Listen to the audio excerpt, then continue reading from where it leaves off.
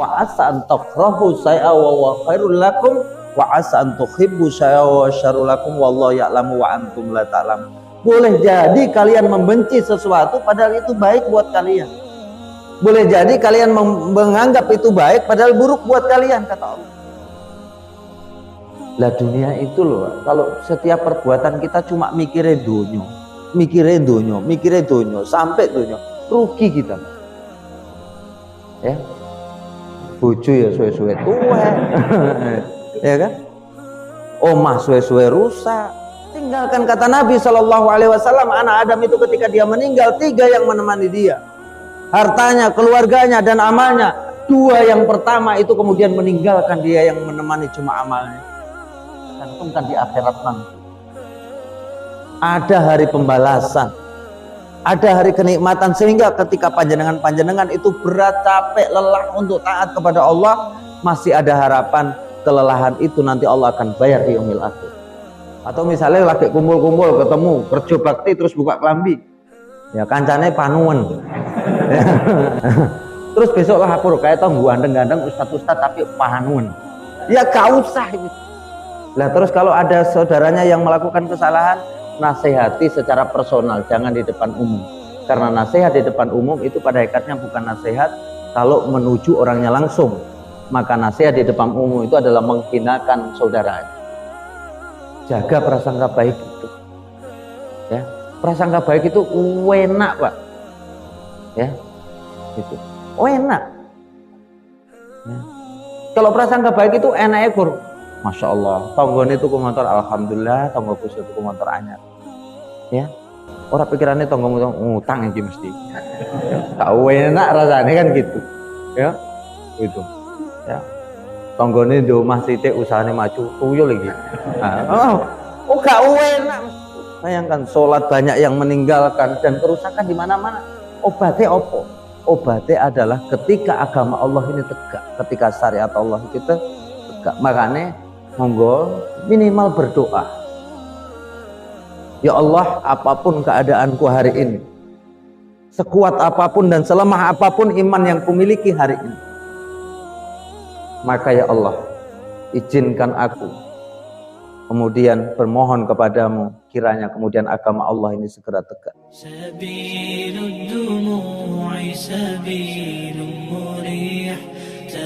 Bismillahirrahmanirrahim. Assalamualaikum warahmatullahi wabarakatuh.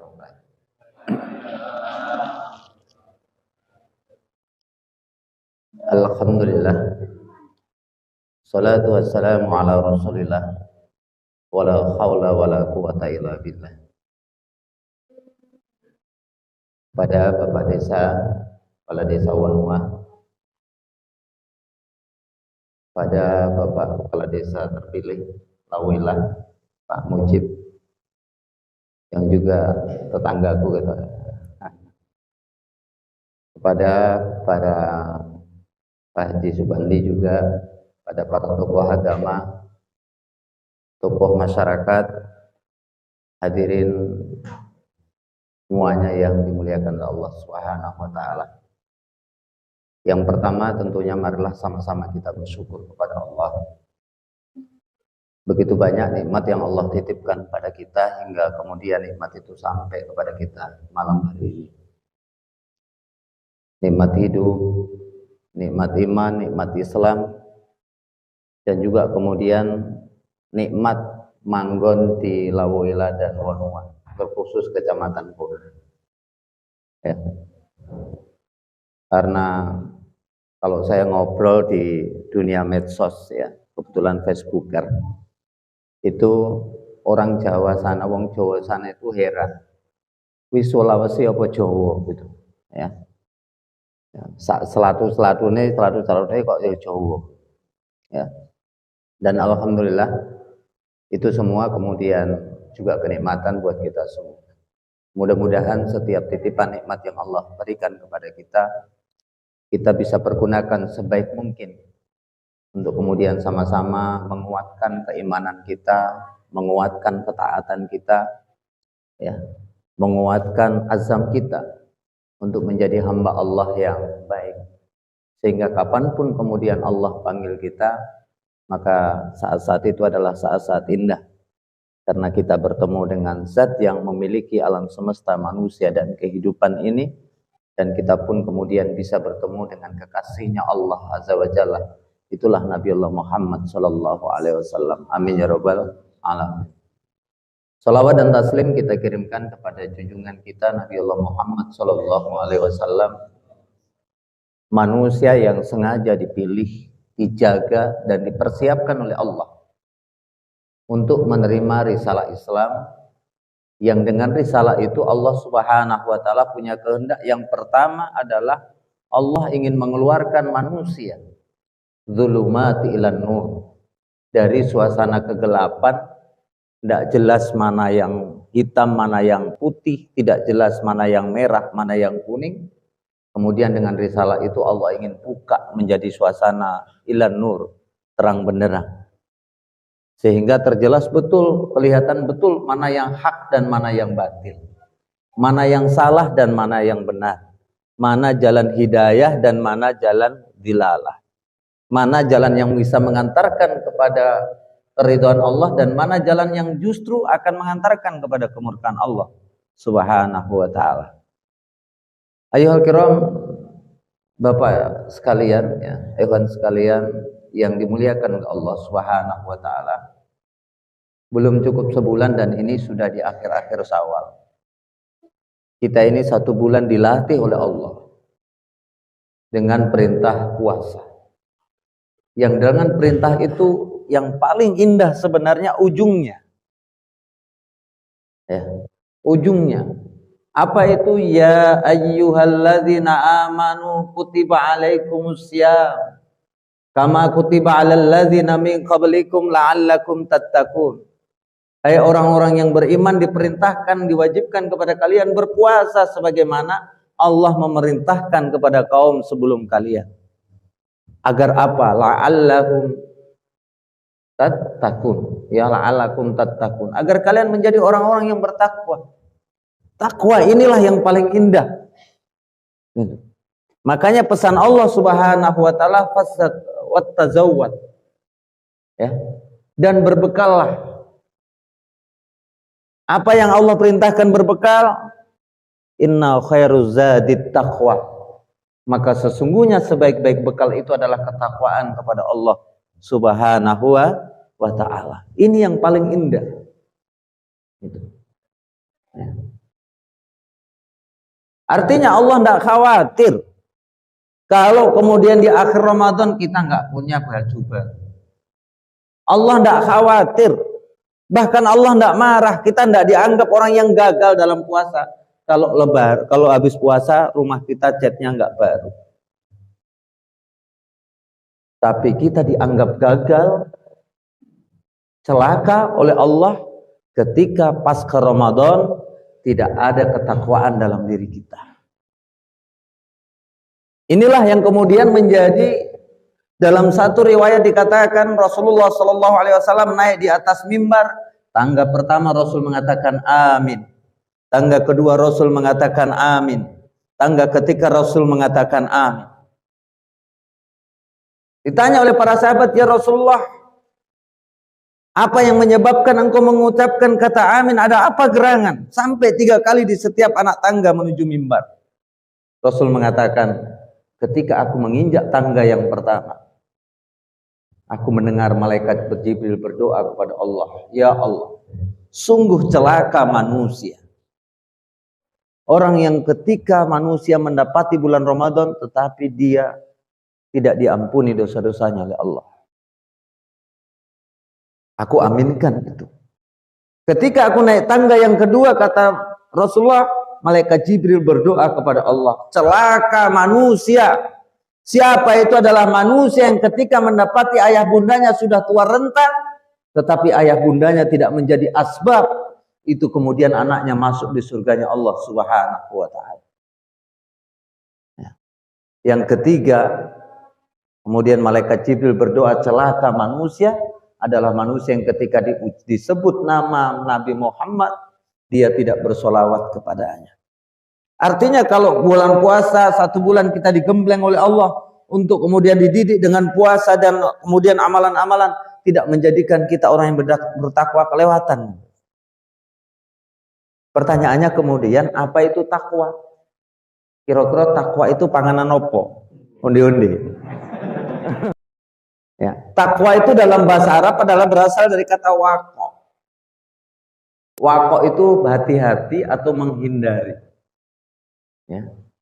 Menghindar dari apa? Orang yang bertakwa berarti dia ingin menghindar segala hal baik dalam bentuk ucapan, perbuatan yang akan bisa mendekatkan dia ke dalam nerakanya dan murkanya Allah Subhanahu wa ta'ala. Artinya kalau orang yang bertakwa, dia hati-hati baik dalam berucap maupun dalam bertindak.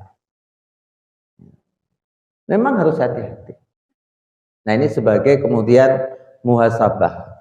Apakah kira-kira aku ini sudah menjadi orang yang bertakwa belum? Ada enggak ketakwaan dalam diri saya? Enak gak gitu loh. Ya. Karena ketakwaan itu bukan kemudian gara-gara kursi bedo, ya kata Pak Desa tadi. Enggak. Apa meneh ketakwaan itu cuma ditunjukkan perutnya gendut, ya gak juga gitu loh. Ya.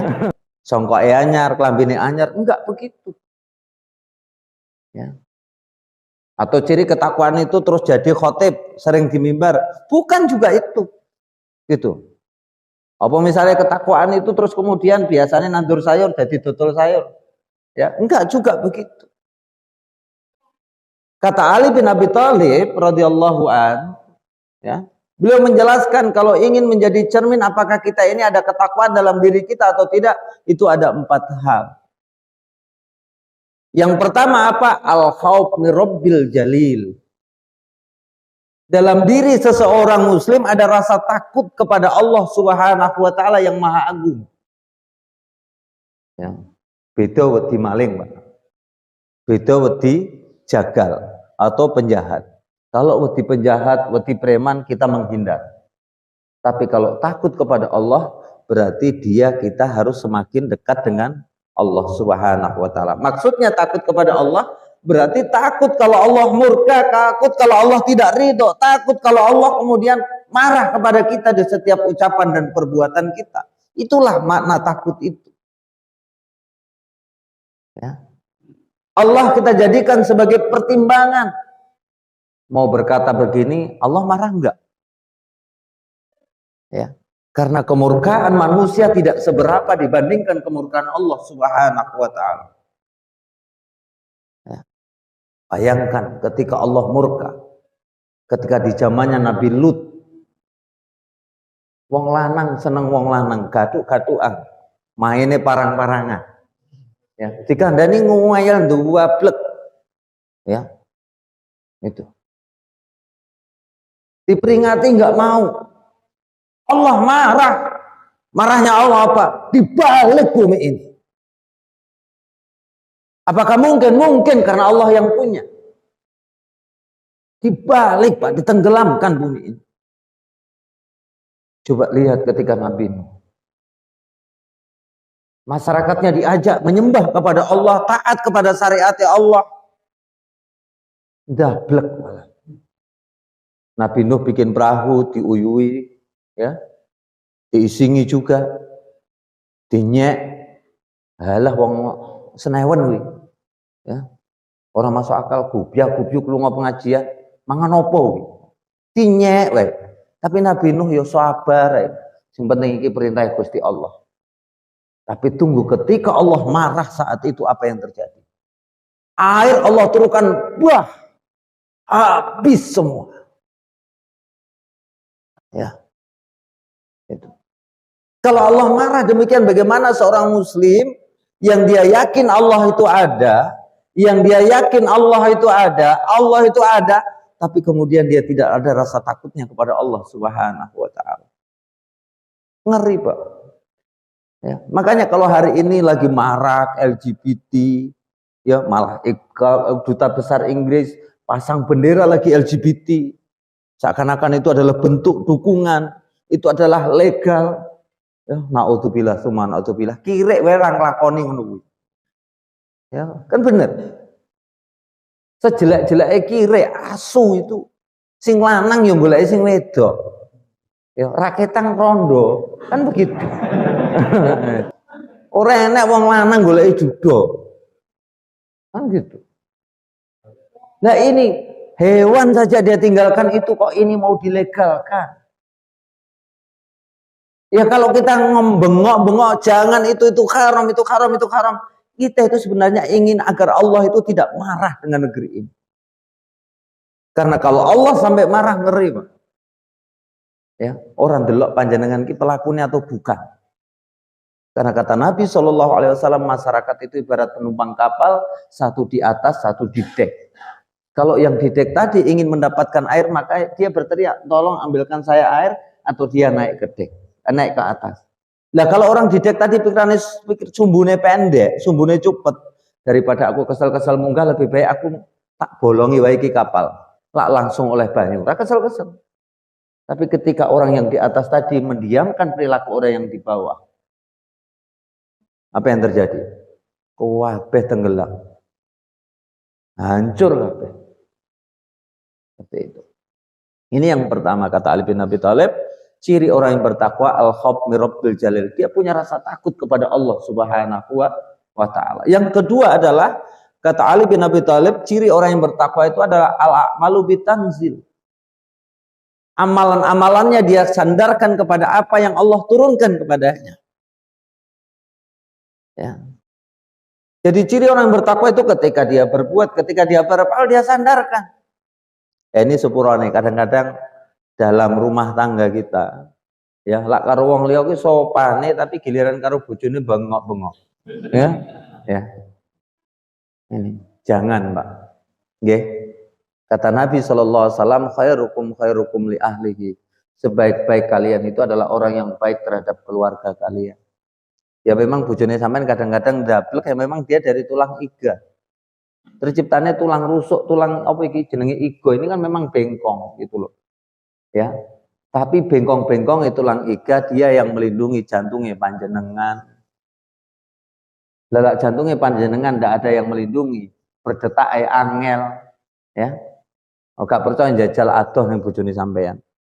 Ngap-ngapan. Iya toh? Nah, saya ceritain jadi begitu katanya. Ya. Itu. Aku tidak bisa hidup lama tanpa mamanya Afian gitu ya. Ya. Terus dengar kaku-kaku ini yang ini gitu. Ya. Mamanya Afi itu dia luluh sama mamanya Afi karena dia melindungi jantungnya. Ya. Nah, bapak-bapak itu fungsinya sebagai dari tulang sulbi, tulang ekor.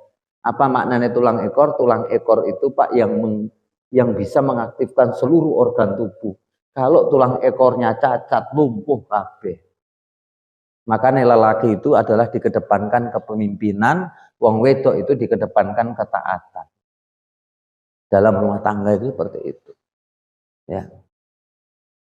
Jadi setiap amalan orang yang bertakwa itu adalah dia akan sandarkan dengan apa yang Allah turunkan. Ya, betul sayur. Ya. Pak kok larang men urung modale kuwi, ya. Ya. Padahal wis untung raketang sithik. Nah, ini dosa, Pak. Nggih. Nanti gak berkah. Pisangnya, Pak, piro 15.000, 10.000 ya. Halah modale ra sampe, padahal modale 7.000. Ya. Ya gak usah ngomong iku modale rong sampe, ngomongnya ndak bisa, Bu. Tuh. Ya, kok di pasar 7.000 ya Bapak, Ibu silahkan pergi di pasar Baruga beli yang 7.000 di sana. Ya, pulang balik ongkosnya 15.000 ya entek. Ya, jujur itu dalam berjual beli. Kan gitu. Ya, apa meneh nanti teman-teman Bapak-bapak lawila ya. Itu amanah penting untuk dukung Pak Mujib supaya nanti bisa melaksanakan tugasnya. Ya. Itu. Karena kalau udah amanah hancur, Pak. Ya. Duit itu lo sebanyak apapun kurang enaknya, bener gak? Itu. Gitu Pak Haji Supandi? Mungkin. Pemain wakeh nih ya kurang. Ya. Ya kurang, enak kurang ya mesti, Pak. Ibu. Ya. Alhamdulillah beliau itu adalah sosok ayah, sosok tokoh yang setia sama istrinya. Gitu. Ditinggal Bu Haji, istiqomah wae dhewe. Ya. Itu. Ya. Tapi mudah-mudahan ya insya Allah semuanya berkah. Gitu. Banyak hal yang kita bisa contoh dari beliau dan harus kita contoh. Ya, Pak Desa Lewonua juga begitu. Ya. Jadi Pak Desa itu kan sebenarnya bisa arogan, bisa saja gewalak. Tapi kita itu dapat Pak Desa yang kalau ngobrol itu santun gitu. Walaupun kita beda pendapat nih orang anti bengkerengan, ya santun gitu. Ya kalau dia nggak sempurna jenenge menungso kan begitu. Sama juga kita. Ya. Nah yang ketiga kata Ali bin Abi Thalib adalah apa? Kalau ciri orang yang bertakwa itu ada enggak atau tidak? Ar-ridho bil qalil. Seorang muslim itu dia ridho dengan pemberian Allah sekalipun itu kelihatan di mata kita sedikit. Ya. Mungkin nggak menyenangkan kita, Pak. Tapi dia ridho. Kenapa? Kata Allah Subhanahu wa taala, wa asa an takrahu syai'a wa khairul lakum wa asa an tuhibbu syai'a wa syarrul lakum wallahu ya'lamu wa antum la ta'lamun. Boleh jadi kalian membenci sesuatu padahal itu baik buat kalian. Boleh jadi kalian menganggap itu baik padahal buruk buat kalian kata Allah. Wallahu ya'lamun wa antum la ta'lamun. Dan Allah lebih mengetahui mana yang baik dan yang buruk sementara manusia tidak mengetahuinya. Jenenge wong urip wong tetanggan itu rezekine beda-beda. Mat Sujono ya. Ustadz Sujono ya. Ate tuku mobil ketoke gampang. Nggih ta? Gawe omah gampang. Nandur ya uripan. Tapi rezekine ndok kono gitu. Ya. Gitu.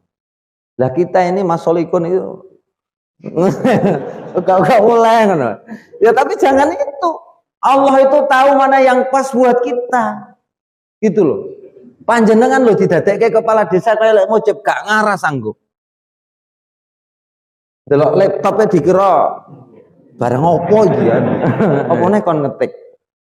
Ya, mana laporan keuangan? Bau ingong neh. Gitu. Sampai kon dadi cak hadi uangnya. Urip iki pasang-pasangan, Pak.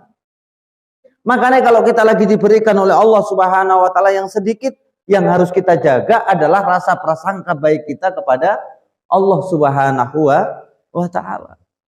Itu. Nah, ada kisah. Jadi kalau kita ini kadang-kadang diberikan kejadian apapun yang kemudian tidak indah di mata kita, mungkin kadang-kadang kelihatan rugi.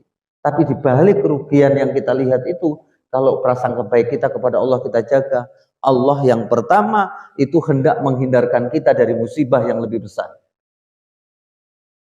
Ya, ada kisah seorang raja dengan pengawal.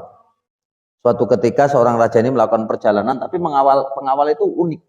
Pengawal itu mengatakan apapun yang terjadi sama saya, ini pasti Allah punya rencana yang baik buat saya. Akhirnya perjalanan dengan raja. Ketika perjalanan, wong biyen itu kalau istirahat latihannya pedang. Nah ini pedang dengan pedang yang dibolehkan memang pedang-pedangan. Orang kayak LGBT mau. Kan gitu. Ketika dia bermain pedang, terpotong tangannya raja, jari ini terpotong satu. Ketika terpotong tadi, rajanya nesu-nesu. Kurang ajar. Nah kemudian raja nggak usah marah-marah. Allah pasti punya rencana yang baik buat raja. Tambah kurang ajar lagi. Kalau kamu saya penjarakan hari ini 10 tahun, kau mengatakan Allah punya rencana yang baik kepadamu. Iya raja. Akhirnya dipenjarakan pengawal tadi dan raja kemudian mengambil 5 pengawal untuk menemani perjalanan. Dengan kondisi raja terpotong jarinya. Akhirnya dalam perjalanannya kemudian tanpa disengaja, tanpa punya rencana ketemu kampung kanibal. Yang kampung kanibal ini pendakane wong liya itu kemudian dicacah dipangan. Akhirnya ditangkap siji wong 6 ditangkap, dicincang-cincang siji-siji, giliran karek siji rojo. Wis diiket, wis ditaleni, ini ada di kitab 1001 malam. Hikayat 1001 malam. Kemudian sang raja didudukkan, kok tiba-tiba malah dilepaskan. Raja nih heran, kenapa aku dilepaskan? Ya. Aku ki tukang mangan wong nih yang enek pemaline. Opo? Pemaline aku ora ngarah mangan wong, lak wong kuwe enek cacat ning tubuhe. Lho cacat ku apa? Jarimu hilang siji. Itu. Ya, ora doyan. Itu. Ya. Akhirnya sang raja dibebaskan. Ketika dibebaskan dia baru sadar, Berarti Allah itu punya rencana yang indah. Waduh. Untung jariku dipotong. Andaikan jariku ora kepotong, aku wis dicincang-cincang karo ning kampung kan itu. Lagi kelingan, goleklah pengawale. Pengawale dicari lagi di penjara. Ketika dicari penjara, terus rencana Allah kanggo sampeyan apa? Untung raja penjarakan aku. Lah sampean ora penjarakan aku, lah tubuhku ki sempurna. Mesti ya wis dicacah-cacah karo kampung kan itu. Satu Pak rahasianya, jaga prasangka baik kita kepada Allah. Kata Allah Subhanahu wa taala, sikapku kepada hambaku itu tergantung prasangka hambaku kepadaku. Ya. Yang keempat, ciri orang yang bertakwa dalam dirinya adalah istidadu fi yaumir ragil. Dia senantiasa mempersiapkan amal itu untuk di kehidupan hari kelak. Ya kan kehidupan hari kelak memang ada. Kehidupan yaumil akhir itu ada Bapak Ibu sekalian. Di sana cuma ada dua tempat, yaitu ada surga dan ada neraka. Surga dan neraka itu barometernya sudah jelas. Allah jelaskan dalam Al-Quran. Sapa wae sing imane netep, ketaatane terhadap syariate utuh, insya Allah timbangan kebaikannya banyak, maka Allah akan masukkan di surganya Allah. Barang siapa menjalani hidup ini jauh dari syariate Gusti Allah, maka tempatnya di neraka. Itu wis pasti ke zaman Al-Quran itu diturunkan. Lah dunia itu loh, kalau setiap perbuatan kita cuma mikirin dunyo, sampai dunyo, rugi kita.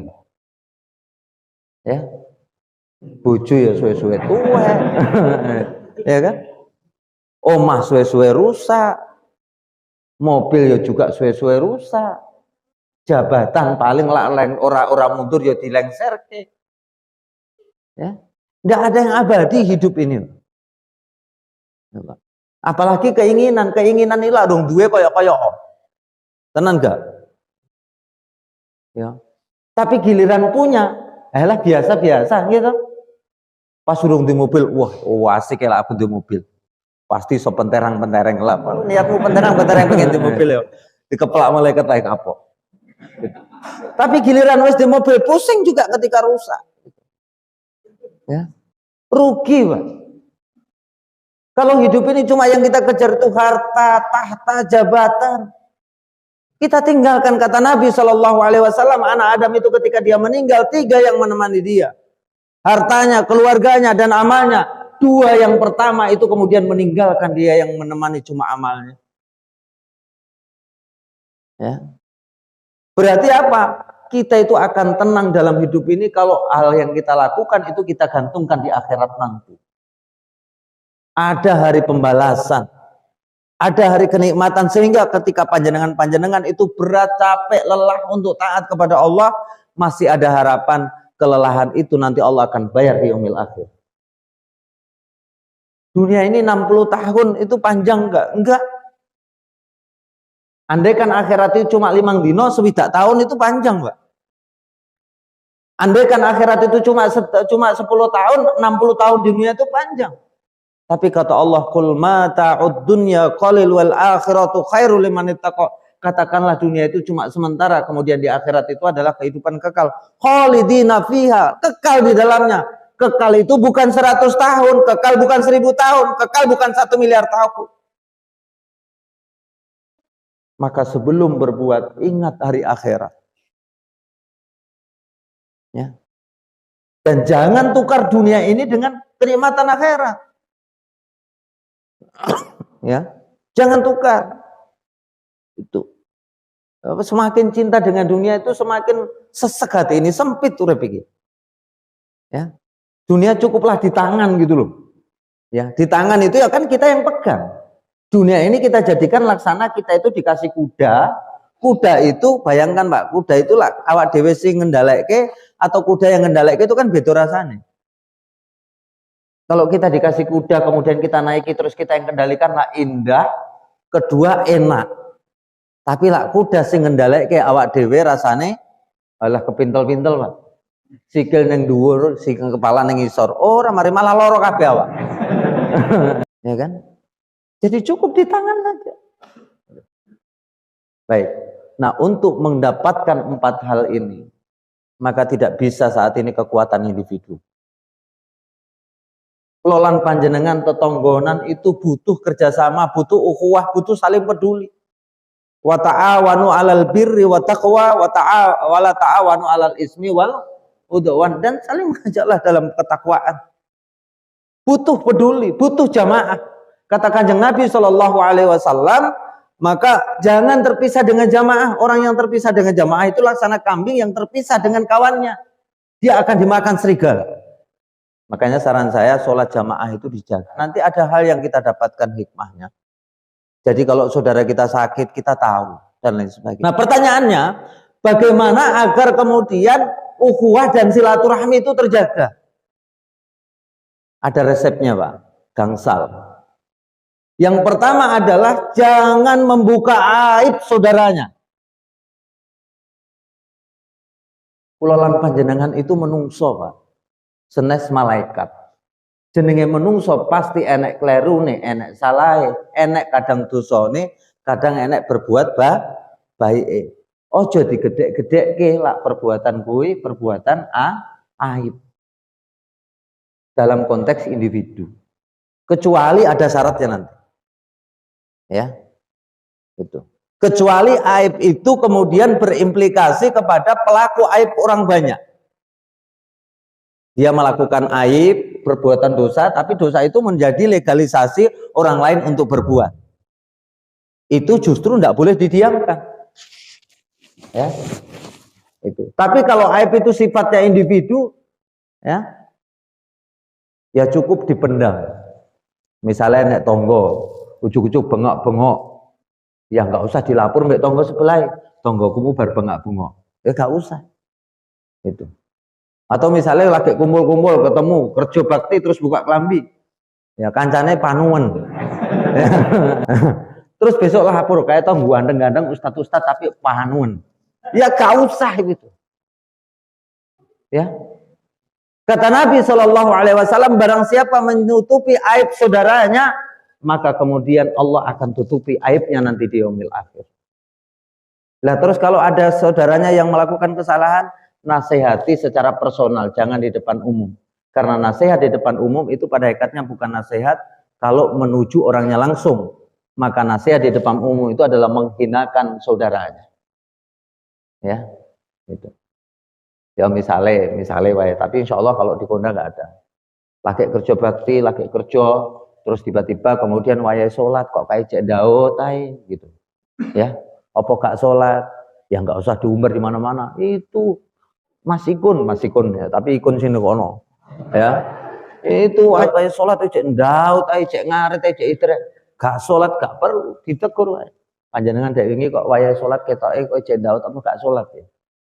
Secara personal itu menjaga. Ya. Yang kedua adalah agar silaturahmi dan ukhuwah itu terjaga adalah saling memaafkan. Kita bertetangga, kita berhidup sosial ini pasti anak lupute, Pak. Ojo meneh ngomong lah wong meneng wae dianggep iki apa? Wong meneng lho Pak Haji Supandi gak ngomong dikep sombong Pak Haji. Larane hati wong meneng padahal. Apa meneh ngomong gitu loh. Ya. Itu. Maka jalan lain, jadi ada jalan adalah supaya kita silaturahmi ukhuwah kita terjaga harus saling memaafkan. Kata Nabi Shallallahu Alaihi Wasallam, diangkat amal seorang hamba umat Muhammad ini setiap hari Senin dan Kamis. Kecuali apa? Kecuali orang yang punya rasa dendam. Maka Allah katakan tunggu sampai dia kemudian memberikan maaf bagi orang yang meminta maaf terhadap kesalahannya. Ya. Dan ada kisah yang menarik di yaumil akhir. Ada sosok manusia di yaumil akhir sudah di depan pintu surga. Dia mau masuk, nggak bisa. Dia mau masuk, nggak bisa. Dia mau masuk, nggak bisa. Dia bertanya, ya Allah, kenapa aku tidak bisa masuk pintu surga? Padahal aku sudah di depan pintu. Di bawahnya ada saudaramu dulu yang bareng-bareng ngaji, bareng-bareng macul, bareng-bareng gembor, bareng-bareng nyiram sayur, bareng-bareng nyawah. Biar disalah rokowe ning jaluk maaf ora sampean maaf ke. Terus apakah aku iso mlebu ning mlebu surga ketika aku maaf ke ya Allah? Iya. Siji syaratnya, maaf no sampean mlebu surga. Ya wis ya Allah saiki tak maafke. Lah wis mbok maafke, saiki gandengen dulurmu sing pernah njaluk maaf karo kowe gandengen bareng-bareng mlebu surga. Dalam riwayat tafsir Mukasir, sama-sama dia masuk surga orang yang punya salah, tetapi dia meminta maaf, dan orang yang memaafkan sama-sama masuk di surganya Allah. Yang ketiga, supaya kemudian kita itu silaturahmi ukhuwah kita terjaga adalah harus saling peduli. Kita ini kalau ditawarkan mau urip gampang apa urip susah, Pak? Gampang, mesti waras kuwi berarti. Ya kan? Karena mau tekoy mau urip mudah apa urip sulit? Urip sulit Ustaz gak waras iki. Di ruqyah. Ya, itu. Benar. Tapi hidup sulit dan mudah itu adalah dinamika hidup. Enggak enak jenenge wong urip itu susah mudah terus. Pasti ada masanya dia sulit. Ya. Enggak ada orang hidup itu kemudian dia sehat terus, pasti ada masanya dia sakit. Dan Islam mengajarkan kepada kita, kemudian orang yang sedang sulit itu menjadi ujian bagi orang yang sedang mudah. Ya. Orang yang sedang sakit menjadi ujian bagi orang yang sedang sehat. Sejauh mana kepedulian kita kepadanya. Ojo sampai kancane dhewe, tanggane dhewe sakit, ora ndek apa-apa terus ngono, kapokmu kapan? Lah ada yang ngomong ngono tapuk cangkeme, Pak. Nah. Halal itu. Ya. Benar. Nemen itu. Dikira nak mati ki budal dhewe ning mati ndek tanggane sing ngurusi. Giliran tanggane lara kekurangan, Masya Allah. Dan Rasul mengatakan, barang siapa menghilangkan kesulitan saudaranya di dunia satu saja, maka Allah akan hilangkan kesulitan buatnya di yaumil akhir kelak. Iki wis piro? 3. Loro neh berarti. Yang keempat adalah berprasangka baiklah terhadap saudara muslim kita. Jaga prasangka baik itu. Ya, prasangka baik itu enak, Pak. Ya. Itu. Enak. Ya. Kalau prasangka baik itu enaknya Masya Allah, tonggone tuku motor, alhamdulillah, tonggoku tuku motor anyar. Ya, orang pikirannya tonggomu ngutang iki mesti. Tak enak rasanya kan gitu. Ya, itu. Ya, tonggone di omah sithik usahane maju, tuyul lagi. Nah, gak enak mesti, gitu loh. Ya, padahal kalau kita prasangka baik dengan tetangga, Masya Allah. Udan itu sekecil-kecilnya hujan, dia meninggalkan percikan. Itu saya rasakan. Omahku itu cilik di sana, nggak duwe rambutan, nggak duwe eksa di lambusan. Tapi omahku arti ratane yo eksane api moro, gitu. Ya, Mas, oleh tak eksa ki? Oh, oleh, sopo gak oleh gitu. Tapi jajal ketika prasangka baik yang muncul, abi ki ndek eksa paling ngutang wakeh. Mas Abi kate nolong aku lo mikir ojo sampai tak tolongku Mas Yanto tersinggung. Ya. Aku gak duwe rambutan. Ning Masya Allah. Saiki butuh rambutan karek nelpon Mas Hadi, Mas Bandi. Oleh enek tamuku kae. Ya. Enek tamuku pengen rambutan, oleh jupuk. Iki jupuk dipetek apa diketok-ketok jarene, ya. Ya Mas Bandi begitu. Ini tamuku kok hidayatullah butuh Mas Bandi. Lah butuh sepiro? Butuh rasa kantongnya sak karung, cupokno bayangkan. Ketika prasangka baik, Pak. Itu. Ya, gak enak Mujib, Mas Mujib misalnya terpilih kepala desa. Mesti enak jambi-jambi nih. Ya, main duit jangan. Walaupun mungkin enak realitasnya kok ya wes bahane wae wong urusane deh. Iya toh? Gitu. Ya. Prasangka baik itu enak. Urip adem lah prasangka buruk musuhe wakeh kan gitu. Ya. Itu. Kata Allah Subhanahu wa taala, jauhi prasangka buruk karena prasangka buruk itu adalah akan cenderung kepada kebatilan, kesesatan dan kesalahan. Yang kelima dan yang terakhir adalah saling mendoakan. Ya. Panjenengan biasa ndongake tanggane ora? Dongake biasa ndongake sing diutang ora? Misalnya enak wong diutang ro panjenengan. Terus nagih rung kebayar-bayar kira-kira dongane sampean apa? Kadang-kadang mudah-mudahan celoko kayak. Kira-kira pertama rugi, Pak. Dongane panjenengan dosa dadi panjenengan dan iso balik kanggo panjenengan. Utange ra kebayar mergo wong arep bayar utang cilaka. Tapi coba ketika saudara dia muslim kok. Sudah prasangka baik kalau dia pinjam pasti akan kembalikan. Yang kedua, kalau belum dapat rezeki kita doakan, ya Allah, ini ada saudara muslimku punya utang. Dia belum bisa bayar, mudah berikan rezeki kepadanya ya Rob. Yang dengan rezeki itu dia bisa menunaikan kewajibannya. Itu. Kan enak doane jadi kebaikan buat panjenengan, terus utangnya insya Allah kebayar. Ini contoh relay baik betapa kemudian seorang muslim itu harus saling mendoakan. Ojo saling melaknat. Ya. Bapak Ibu sekalian yang dimuliakan oleh Allah Subhanahu wa taala. Ya, inilah beberapa hal. Nah, insya Allah dengan itu semua kita inginnya apa? Inginnya agar agama Allah itu betul-betul tegak. Kita butuh ini. Kita butuh agama untuk mengatur kehidupan kita. Karena tanpa agama, Masya Allah hari ini, ya, maling wakeh. Ya, sing kemalingan ora gur, ora malah omahe sing pengen syariat Allah tegak, sing gak pengen ya kecolongan sapi. Wabeh. Ya. Malah dia ingin lambusa awak dhewe dikemit karo maling. Kita lagi ngemit maling malah kita yang dikemit maling. Maling kan lewat ngarep main HP. Ya. Lagi ndelok ngene gak suwi kok celengan masjid hilang. Kita padahal tolong sektor Jogoni, itu kita yang dikemit karo maling. Luar biasa lucu-lucu padahal nek polisi ini, nek tentara nek. Bento-bento. Ya. Kadang bukan hanya itu. Bayangkan sholat banyak yang meninggalkan dan kerusakan di mana-mana. Obatnya apa? Obatnya adalah ketika agama Allah ini tegak, ketika syariat Allah kita tegak. Makanya monggo minimal berdoa. Ya Allah, apapun keadaanku hari ini, sekuat apapun dan selemah apapun iman yang kumiliki hari ini, maka ya Allah, izinkan aku kemudian bermohon kepadamu, kiranya kemudian agama Allah ini segera tegak. Izinkan kemudian lisan ini, tangan ini, pikiran ini, harta ini, kemudian ada sumbansi untuk tegaknya agama Allah Subhanahu wa ta'ala. Ya. Dan dekatkan kami dengan orang-orang yang soleh, dengan orang-orang para mujahid, orang-orang yang kemudian cenderung dan ingin kemudian menjadikan agama ini sebagai patokan dalam hidupnya. Fasbir nafsaka ma'alladina yad'u, dan bersabarlah kalian dengan orang-orang. Siapa orang-orang itu? Yang dia pagi dan petang senantiasa mengajak kepada Allah Subhanahu wa ta'ala. Cedeki itu Pak, sabaro. Ya, tapi pelit Ustadz, wes sabaro gitu loh.